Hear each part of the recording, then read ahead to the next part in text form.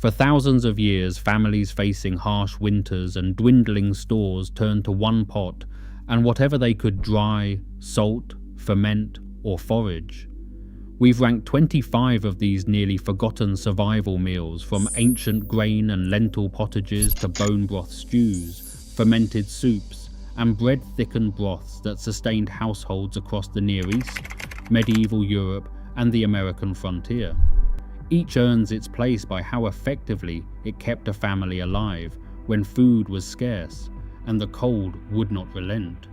Our countdown begins 4,000 years ago, beside a Canaanite hearth.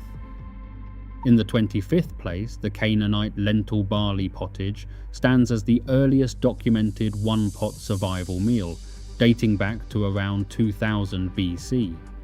Families simmered whole barley and red or green lentils in a clay sag pot using a 1:2 ratio drawn from the YBC 4644 tablet. This simple combination delivered about 450 calories and 12% protein per 100 grams, providing both energy and essential amino acids.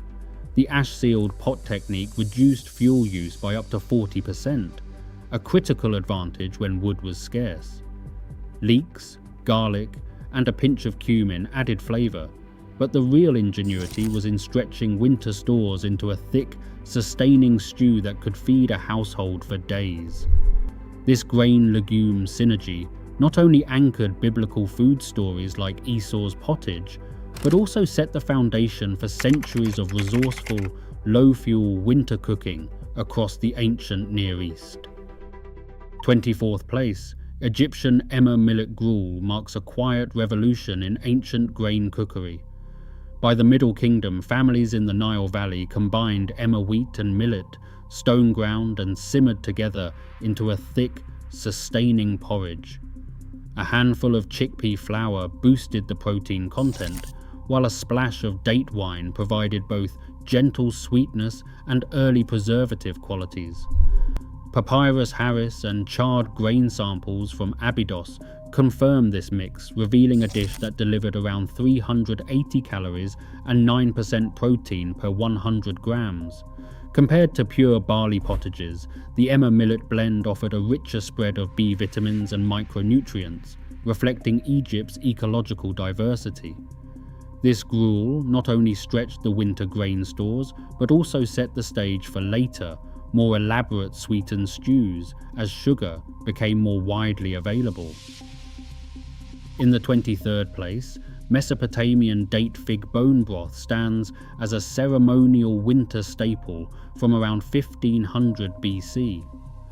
This marrow-rich stew began with beef bones, slow simmered for 6 hours in a clay pot, the rim sealed under a layer of ash to trap heat and extract every drop of gelatin and mineral. Dried dates and figs, added midway, lent a gentle sweetness and quick-burning sugars, transforming the broth into a high-calorie, iron-dense serum, 1.6 kilocalories per gram, with protein making up 15% of its weight. Archaeological residue from Ur confirms the mingling of animal fats and fruit sugars in these pots, a pairing that elevated both flavor and energy. In times of winter scarcity, this one-pot meal delivered both warmth and sustenance, packing a caloric punch that set the stage for even richer, fat-forward stews in later Assyrian kitchens.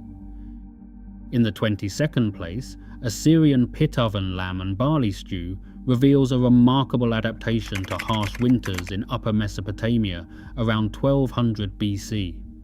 Families dug a shallow pit, lined it with hot stones, and set a clay cauldron inside, packed with lamb cuts, hulled barley, leeks, and wild garlic.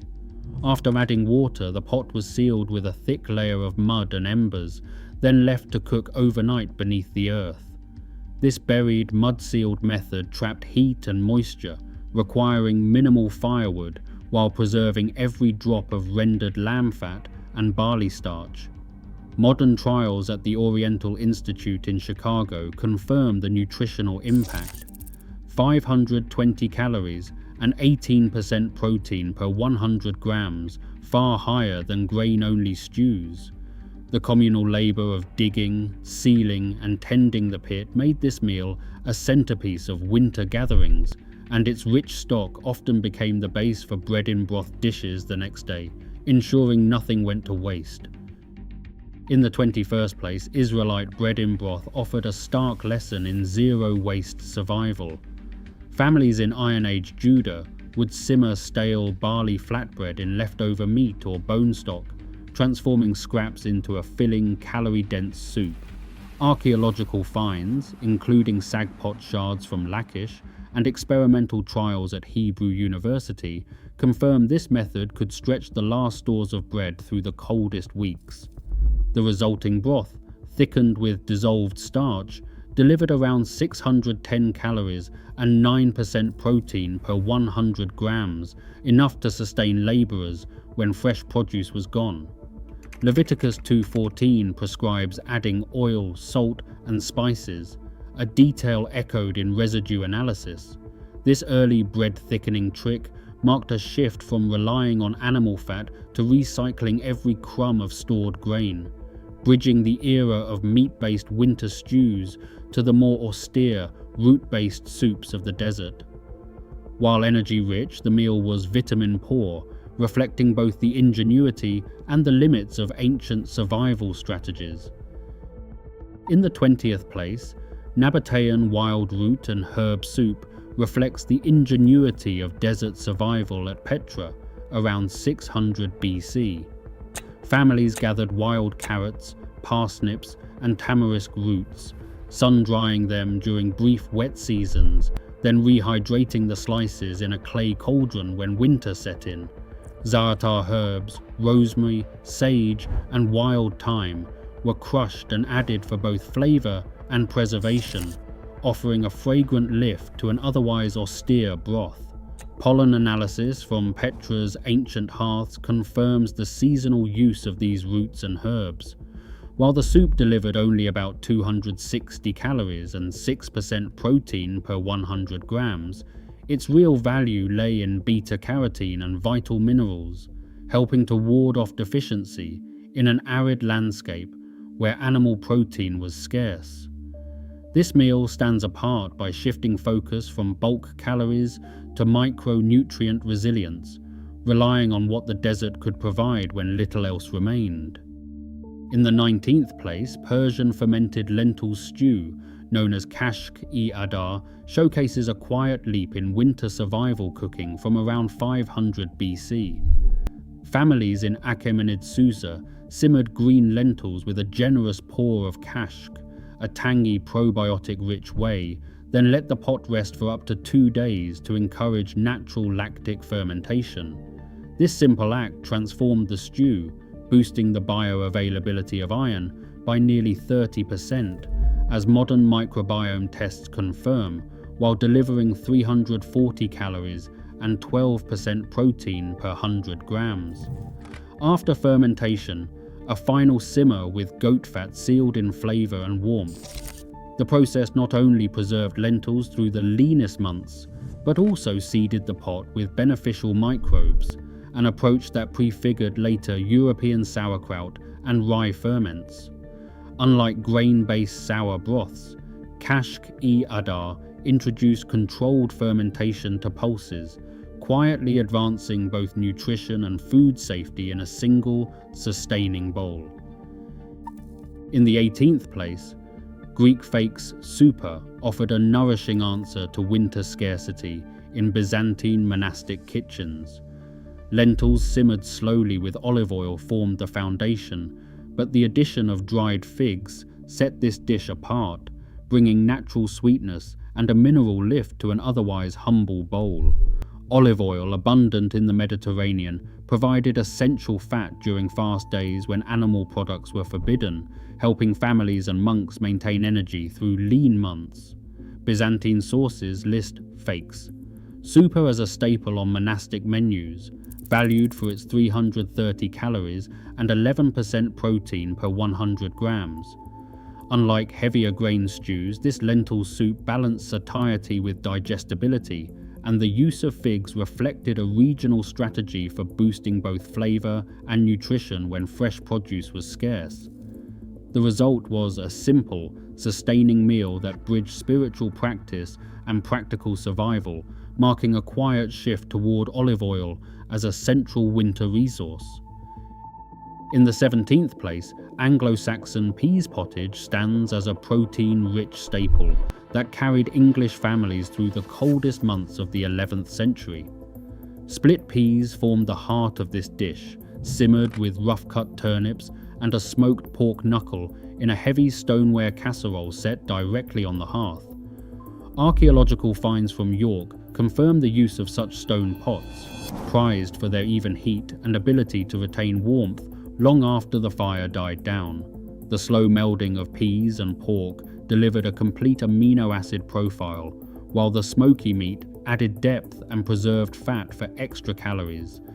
Each serving packed around 340 calories and 14% protein, making it a vital source of strength when fields lay fallow. Unlike lighter Mediterranean stews, peas pottage's hearty blend of legumes and smoked meat set the standard for Northern European winter fare, offering both sustenance and comfort in a single rustic pot. In the 16th place, Moorish Iberian ajo y pinto brought together garlic, pigeon beans, and dried sardines in a single terracotta cazuela, simmered low and slow along the Mediterranean coast of 12th century Al-Andalus. This dish balanced the earthy protein of pigeon beans with the rich omega-3 and iodine from preserved sardines, a pairing that addressed both hunger and micronutrient gaps during winter scarcity. Garlic, prized for its antimicrobial qualities, infused the pot, while the gentle heat of the clay vessel kept the stew warming but never harsh. At around 350 calories and 13% protein per 100 grams, ajo y pinto offered solid nourishment, though its calorie density fell short of the heavier smoked ham stews found further north. Its real strength lay in stretching coastal resources, blending land and sea in a practical, sustaining meal that could feed families through the coldest months. In the 15th place, Germanic sauerkraut bean stew brought a sharp, tangy lifeline to medieval families enduring the endless grey of northern winters. In the monastic kitchens of Lower Saxony during the 1200s, cooks layered fermented cabbage, sauerkraut, white beans, and smoked ham hock into a single iron pot, seasoning the mix with caraway seeds. The slow simmer drew out smoky richness from the ham and a gentle sourness from the kraut, while the beans thickened the broth and delivered plant protein. Each ladle offered about 310 calories and 10 milligrams of vitamin C per 100 grams, a rare shield against scurvy when fresh greens had vanished. The lactic acid from the sauerkraut not only preserved the stew for days, but also seeded the pot with probiotics, supporting gut health through the cold. Unlike the heavier, garlic-forward stews of the south, this dish's bright acidity and subtle spice set it apart as a northern answer to winter's nutritional threats, showing how fermentation became a cornerstone of survival in medieval Europe.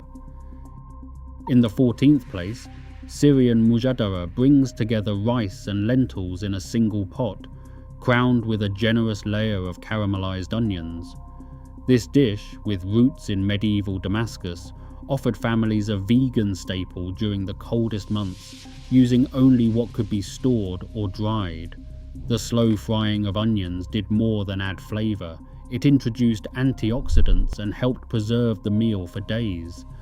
Rice and lentils, when cooked together, created a complete protein source, supplying 330 calories and 11% protein per 100 grams.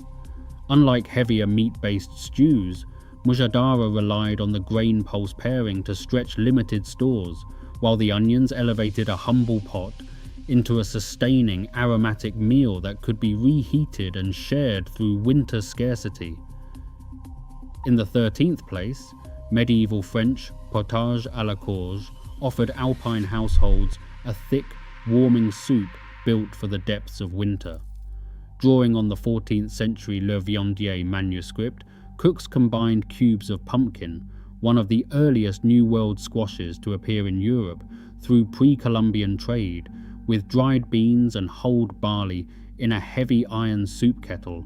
This blend simmered for hours over low embers, the barley slowly releasing starch to thicken the broth, while beans contributed protein and pumpkin delivered a surge of vitamin A, reaching nearly 400% of the daily requirement per serving.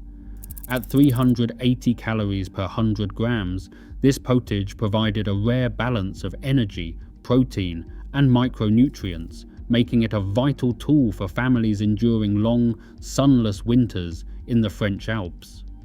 The method of long covered simmering not only conserved fuel but set the stage for later Scandinavian fish barley porridges, showing how the medieval soup kettle spread both technique and nutrition across Europe.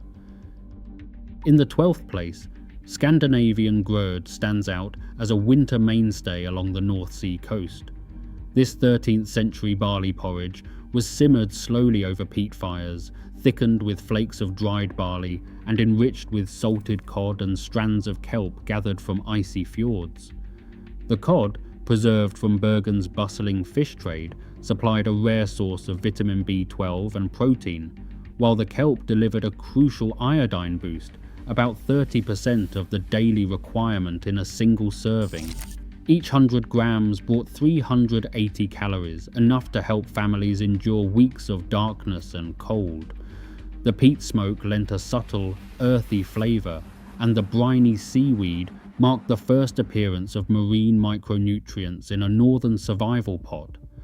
Unlike root vegetable pottages further south, grød's combination of grain, fish, and sea plants offered a broader nutritional spectrum, reflecting the resourcefulness of coastal communities facing the long Scandinavian winter. In the 11th place, Russian kasha with bone broth reveals a winter survival strategy rooted in the forests of medieval Novgorod. Families began by roasting millet grains over open flame, a step that not only deepened the flavor but also triggered Maillard reactions, producing antioxidants rarely found in boiled grains. The toasted millet was then simmered in a rich pork bone broth, extracting minerals and gelatin essential for warmth and joint health during the harshest winter months. Honey, added at the end, brought both sweetness and antimicrobial properties, helping the dish keep longer in cold cabins. Novgorod archaeological finds confirm this method, with charred millet residues and bone fragments found together in hearth layers. Each serving delivered about 420 calories and 15% protein per 100 grams, making it one of the most energy-dense grain porridges of its era. The combination of roasting and bone broth set Russian kasha apart, offering both comfort and concentrated nutrition when little else could be spared. In the 10th place, Polish Zurek stands out as a winter survival soup built on fermentation and thrift. Families in 16th century Poland relied on a sour rye starter, left to ferment for 3 days, until it reached a sharp pH of about 3.5. Into this tangy base they added diced potatoes and slices of smoked sausage, simmering everything together in a single pot.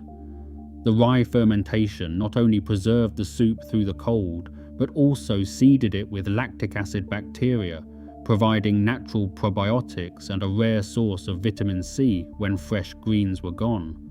Zurich delivered about 340 calories and 13% protein per 100 grams, making it both filling and gut-friendly. Unlike earlier stews that depended on dried beans or salted meat, Zurich's grain-based sourness offered a distinct nutritional edge, closing the European chapter with a taste of tangy comfort and pointing the way toward the corn and bean combinations that would define survival cooking in the New World. Number 9. New England bean and corn stew marked a turning point in winter survival cooking on the colonial American frontier. In the 1650s, Plymouth settlers recorded simmering dried kidney beans and cracked corn together in cast-iron Dutch ovens. stretching both crops through the coldest months. Salted pork, cut into cubes, provided critical fat and flavor, while a drizzle of boiled maple sap added trace minerals and a subtle sweetness unique to the region. This combination of beans and maize delivered a complete protein profile, 14% by weight, and packed 370 calories per 100 grams, making each bowl both hearty and sustaining. Unlike earlier European stews, this dish relied on the synergy of New World staples and could be cooked over a single hearth fire, conserving precious wood and labor. The result was a thick, nourishing pot that anchored families against the long New England winter and set the template for American one-pot resilience. Number 8. Appalachian maple sap broth offered a lighter but ingenious answer to the long winters of the early American frontier. Homesteaders in the Appalachian woodlands turned to the maple grove for more than just syrup. Reduced maple sap became the base for a warming pot of broth, simmered with dried beans and a handful of wild greens like chickweed or dandelion. This clear, slightly sweet liquid delivered about 250 calories and 9% protein per 100 grams, a modest but vital boost when heavier meats were scarce. Peppercorns, prized for their warming and antimicrobial properties, were sometimes added, echoing folk wisdom about fighting winter illness.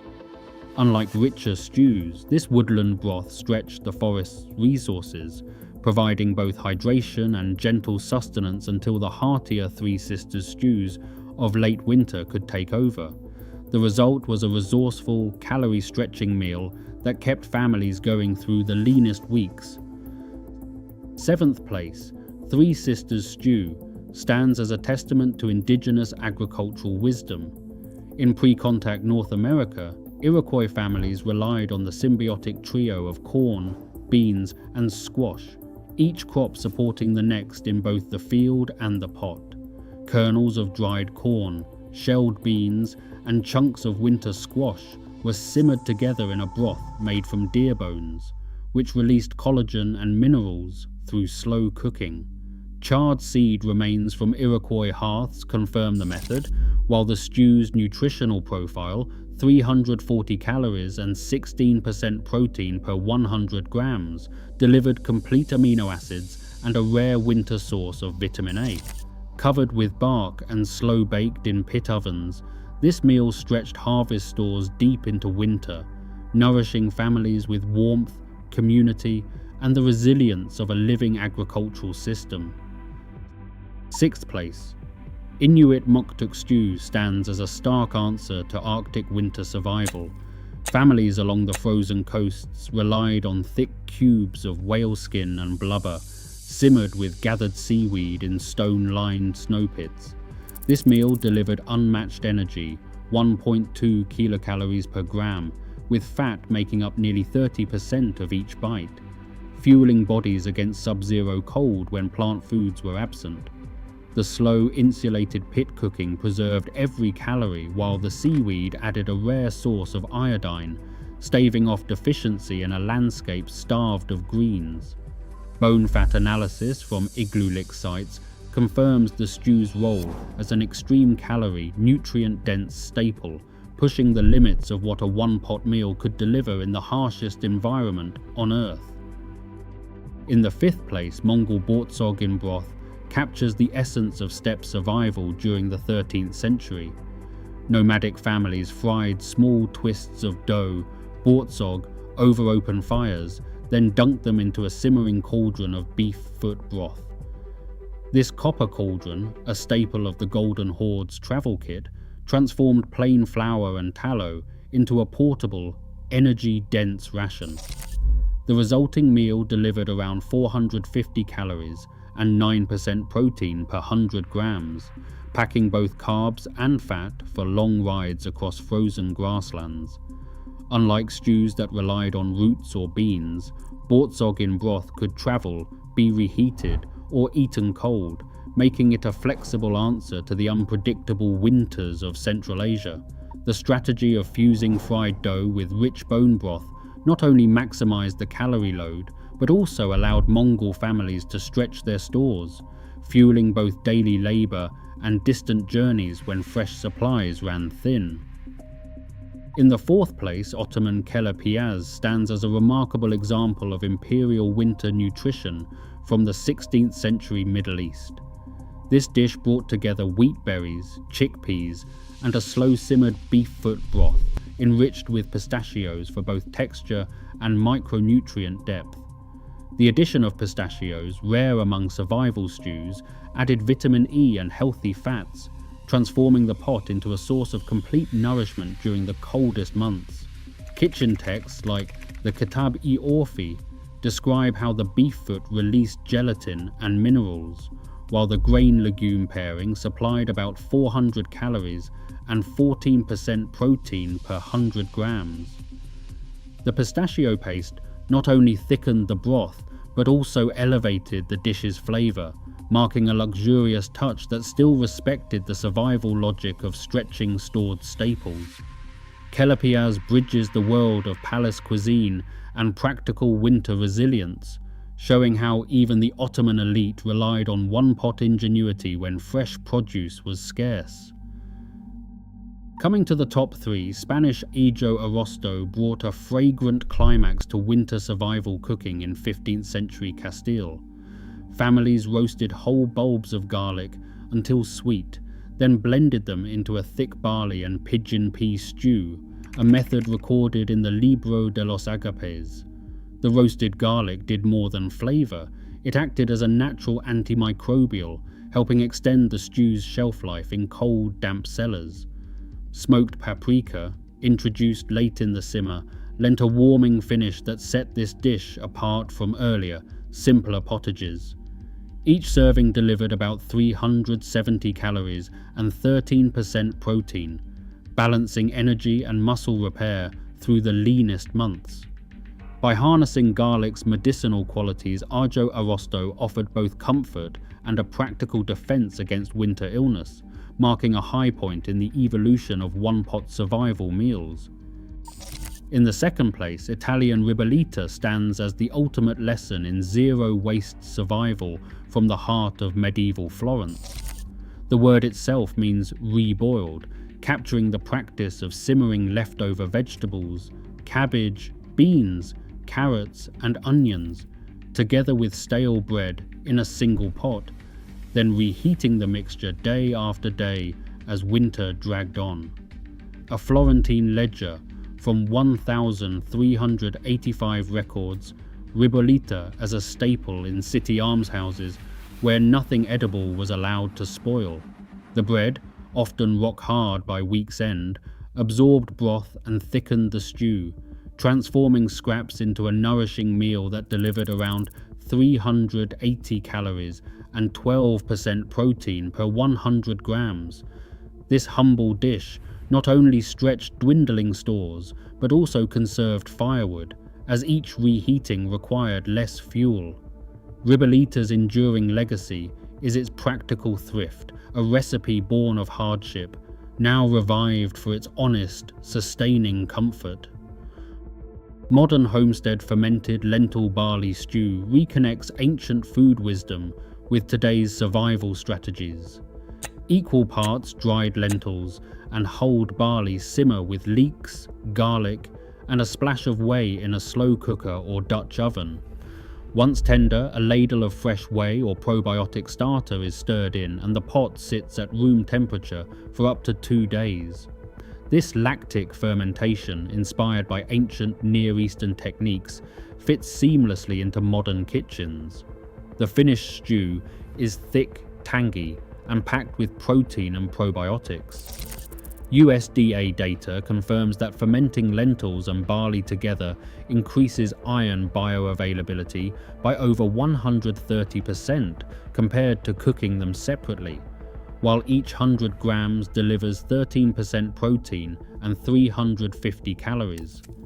Probiotic counts often top 10 million colony-forming units per gram, with strains like Lactoplantibacillus plantarum thriving from the whey.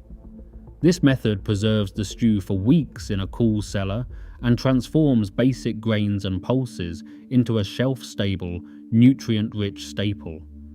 As convenience foods and refined flours dominate, this slow-cooked, one-pot meal is making a comeback among homesteaders and preparedness enthusiasts who value whole food, low-tech solutions.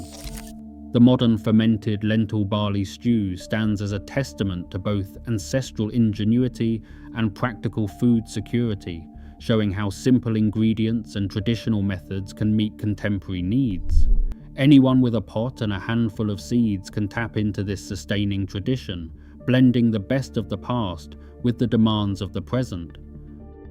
Across all 25 dishes, one truth endures: survival meant turning scarcity into sustenance. Families relied on ingenuity, stretching grains, pulses, and preserved scraps into nourishing, warming meals that bridged the coldest months. This resilience shaped entire cultures. As modern life drifts from these traditions, one-pot survival cooking quietly returns, reminding us that true resourcefulness never goes out of season. Which of these meals would you try? Share your thoughts below.